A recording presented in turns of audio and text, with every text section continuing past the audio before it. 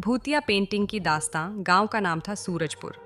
एक ऐसा गांव जो अपनी रहस्यमय कहानियों और अद्भुत ऐतिहासिक धरोहरों के लिए प्रसिद्ध था। इस गांव में कई सदियों पुराना एक हवेलीनुमा घर था जिसे लोग राजवंश कोठी के नाम से जानते थे। यह कोठी अब खंडहर हो चुकी थी, परंतु उसमें मौजूद हर चीज़, हर दीवार और हर कोना जैसे एक कहानी कहने को बेताब था। गांव वालों का कहना था कि इस कोठी में कुछ अजीब था, खासकर उस कोठी में टंगी एक बड़ी पुरानी पेंटिंग। इस पेंटिंग में एक महिला की तस्वीर थी, लंबे काले बाल, गहरे काजल वाली आंखें और उसके चेहरे पर एक ऐसी मुस्कान जो एक बार देखने के बाद आपको बेचैन कर देती थी। लोग कहते थे कि यह पेंटिंग मालिनी देवी की थी, जो वर्षों पहले इस कोठी की मालकिन थीं। कोई नहीं जानता था कि वह पेंटिंग क्यों इतनी डरावनी और रहस्यमय लगती थी, लेकिन जो भी उसे करीब से देखता उसके जीवन में अजीब घटनाएं घटने लगती थीं। शहर से लौटे देव और पायल इस कहानी के केंद्र में थे। देव और उसकी पत्नी पायल। देव सूरजपुर का ही रहने वाला था, लेकिन काम के लिए मुंबई में बस गया था। पायल भी उसी के साथ रहती थी। शादी के कुछ साल बाद जब देव के माता पिता गुजर गए तो उसने सोचा कि सूरजपुर जाकर अपनी पुश्तैनी कोठी को बेच देगा। पायल, इस कोठी को बेचने के बाद हमें पैसे मिल जाएंगे और फिर हम मुंबई में अपना नया फ्लैट खरीद सकते हैं, देव ने सूरजपुर जाने से पहले कहा। पायल ने सहमति में सिर हिलाया।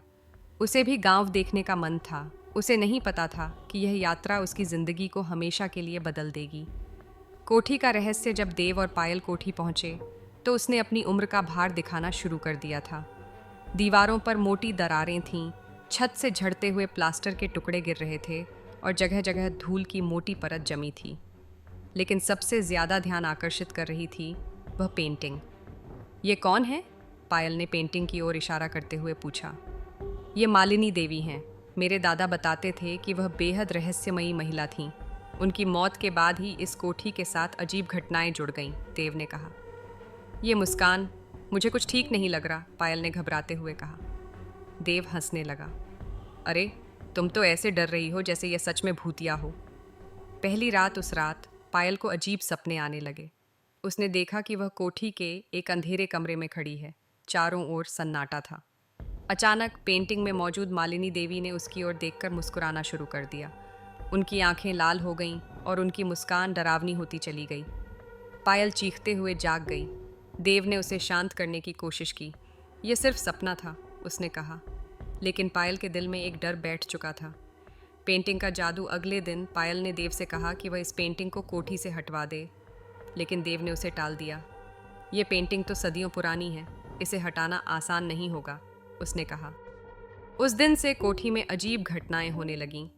दरवाजे अपने आप खुलने और बंद होने लगे। पायल को ऐसा लगने लगा कि कोई उसे देख रहा है। एक दिन जब वह पेंटिंग के पास से गुजरी तो उसे महसूस हुआ कि मालिनी देवी की आंखें उसकी तरफ घूम गईं। वह बुरी तरह डर गई।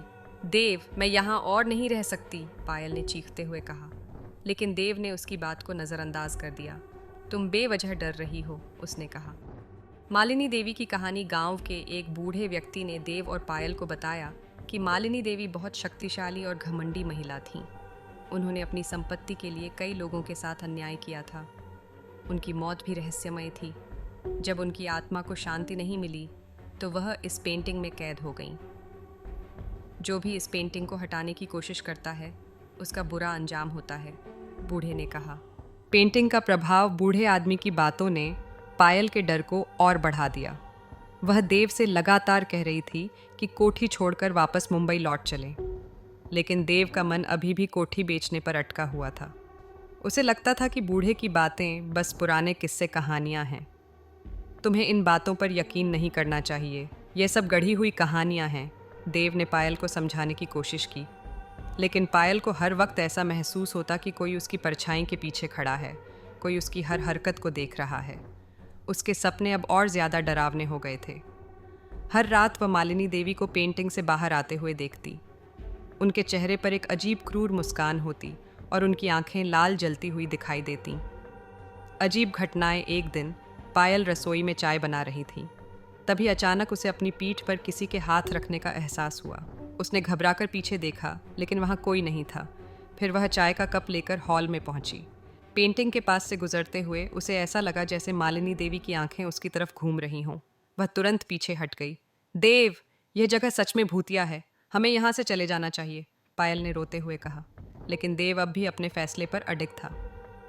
मैं कोठी को बेचने की बात कर चुका हूँ, बस कुछ दिन और रुको, फिर हम चले जाएंगे, उसने कहा। रात का आतंक उस रात कुछ ऐसा हुआ जिसने देव को भी हिलाकर रख दिया। रात के करीब 2 बजे कोठी के हॉल से अजीब सी आवाज़ें आनी शुरू हुईं, जैसे कोई तेज़ी से चल रहा हो। पायल ने देव को उठाया। वह देखो, वहाँ कोई है, उसने कांपते हुए कहा। देव ने टॉर्च उठाई और हॉल की ओर गया।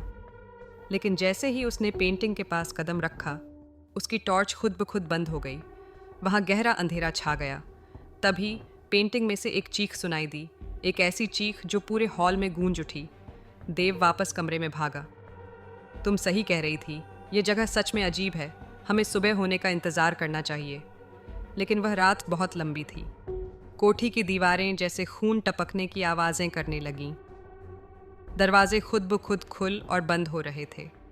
और सबसे डरावना था पेंटिंग में मौजूद मालिनी देवी का चेहरा, जो धीरे धीरे बदल रहा था। उनकी मुस्कान और डरावनी हो गई थी और उनकी आंखों से खून जैसा कुछ बह रहा था। सच्चाई का सामना सुबह होते ही देव और पायल गांव के पुजारी के पास गए। उन्होंने पूरी कहानी सुनाई।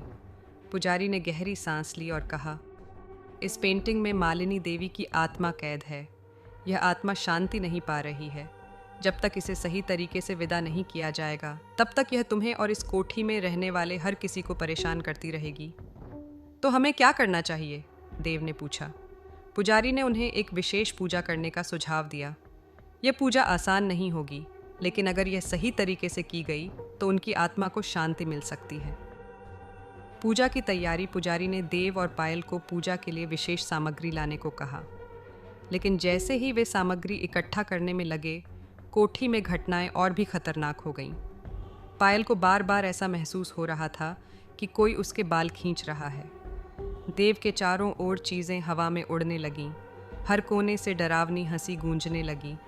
देव ने पायल से कहा, हमें जल्दी करनी होगी, यह आत्मा अब और हिंसक हो रही है। पूजा का दिन, पूजा की रात कोठी के हॉल में रखी गई। पुजारी ने पेंटिंग के चारों ओर दीप जलाए और मंत्र पढ़ने शुरू किए। जैसे ही मंत्र पढ़ा गया, कोठी में तेज़ हवा चलने लगी। पेंटिंग से एक गहरे लाल रंग की रोशनी निकलने लगी। वह रोशनी धीरे धीरे एक आकृति में बदल गई। मालिनी देवी की आत्मा, तुम लोग मुझे इस पेंटिंग से निकाल नहीं सकते, यह मेरी कोठी है और यह हमेशा मेरी ही रहेगी, आत्मा चीखी। पुजारी ने अपना मंत्र जारी रखा। तुम्हें यहाँ से जाना होगा, यह दुनिया अब तुम्हारे लिए नहीं है। आत्मा ने गुस्से में कोठी को हिलाना शुरू कर दिया। दीवारें गिरने लगीं। पायल डर के मारे रोने लगी, लेकिन देव ने उसका हाथ पकड़े रखा। बस कुछ देर और। आत्मा की विदाई आखिरकार जब पूजा पूरी हुई तो आत्मा जोर से चीखते हुए गायब हो गई। पेंटिंग खाली हो चुकी थी। मालिनी देवी की मुस्कान हमेशा के लिए मिट चुकी थी। पुजारी ने कहा, अब यह आत्मा शांति में है, लेकिन याद रखना, इस कोठी में लौटने की गलती मत करना। इसकी कहानियाँ यहीं ख़त्म होनी चाहिए। नई शुरुआत। देव और पायल ने उसी दिन कोठी को छोड़ दिया। उन्होंने सूरजपुर के अपने घर को कभी पीछे मुड़कर नहीं देखा। उनके जीवन में अब शांति थी, लेकिन वह अनुभव हमेशा उनकी यादों में बसा रहा। और वह पेंटिंग, उसे गांव के लोग अब भी याद करते हैं। कहते हैं मालिनी देवी की आत्मा तो शांति में चली गई, लेकिन उनकी कहानी आज भी सूरजपुर की हवाओं में जिंदा है।